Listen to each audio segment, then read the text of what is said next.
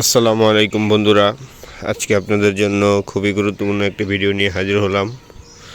তো বন্ধুরা, কিছুদিন আগেই আমরা আঙ্গুর গাছে ডিএপি সার ব্যবহার করেছিলাম এবং আমরা হিউমিক স্টারও দিয়েছিলাম গোড়ায়। তো এখন আঙ্গুর গাছে মাইক্রোনিউট্রিয়েন্ট অর্থাৎ অনুখাদ্য, তো এটা গাছের জন্য খুবই জরুরি। তো যেহেতু আমাদের আঙ্গুরগুলো এখন প্রায় মার্বেল দানার মতন হয়ে গেছে, অনেকটাই বড় হয়ে গেছে, তো আমরা এখন আঙ্গুর গাছে মাইক্রোনিউট্রিয়েন্ট ব্যবহার করব অর্থাৎ অনুখাদ্য। তো আমরা নিয়েছি বায়োভিটা এক্স।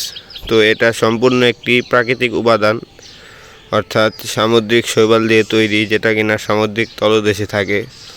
তো এটার ভিতরে প্রায় 40 থেকে 50টি উপাদান থাকে। এর মধ্যে মেন যে উপাদানগুলো আপনারা দেখতে পাচ্ছেন: sulphur, magnesium, calcium, sodium, boron, iron, zinc, manganese, copper.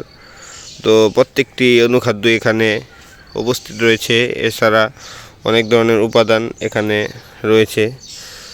তো আমরা আজকে আমাদের এখানে সেটা স্প্রে করে দিব। তো এটা স্প্রে করার ফলে আঙ্গুরগুলো, অনেকের আঙ্গুর ফেটে যাচ্ছে, তো সেই ফেটে যাওয়া রোধ হবে ইনশাল্লাহ। এবং দেখা যাচ্ছে অনেকের আঙ্গুর বড় হচ্ছে না, তো আস্তে আস্তে আঙ্গুরগুলো বড় হবে। তো এখনই মোটামুটি আলহামদুলিল্লাহ অনেক সুন্দর সাইজ এসেছে। আর এবার মাকড়নাশকটা একটু কম ব্যবহার করা হয়েছে, সেজন্য আমার আঙ্গুরগুলোতে দাগ পড়ে গেছে। তো বন্ধুরা, আপনারাও এটা ব্যবহার করবেন। এটা খুবই কার্যকরী একটি উপাদান এবং সম্পূর্ণ প্রাকৃতিকভাবে তৈরি বায়োভিটা এক্স। এর ভিতরে প্রায় 40 থেকে 50টি উপাদান রয়েছে।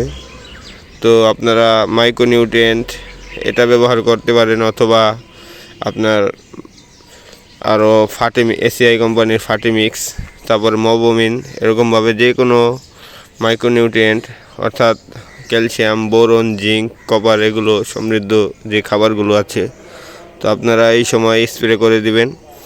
তো আপনারা এটা ব্যবহারের নিয়ম হলো পার লিটার পানিতে 2 ml, অর্থাৎ আপনারা যতটুকুই পানি দেন না কেন প্রত্যেক লিটার পানিতে 2 ml হারে এটা ব্যবহার করবেন। তো আজকের ভিডিওটি এই পর্যন্তই। সকলে ভালো থাকবেন। আসসালামু আলাইকুম।